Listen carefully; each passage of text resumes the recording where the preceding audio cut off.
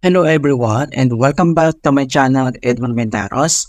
And for today's quick tutorial, and I'm going to show you guys on how to resolve if the compressed zip folders option is missing from the context menu on your Windows 11 or Windows 10 computer.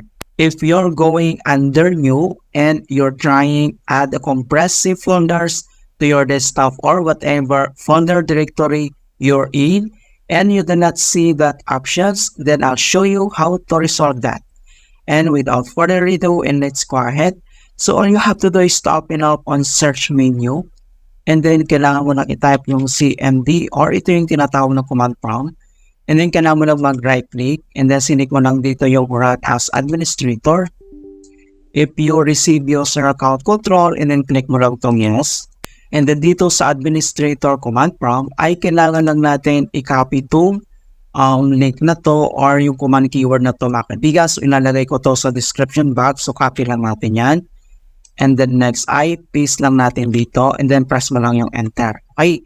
So kapag nakita mo na nag-enter na ganito, and then next step ay kailangan mo lang itong i-close and then dito lang sa start menu and then i-click mo lang itong restart. Okay. So, ganoon lang po kasimple on how to fix compressed zip folders missing from set menu and Windows 11 or Windows 10. And please don't forget to like this video and subscribe to my channel for more quality content. Thank you guys and see you in my next tutorial.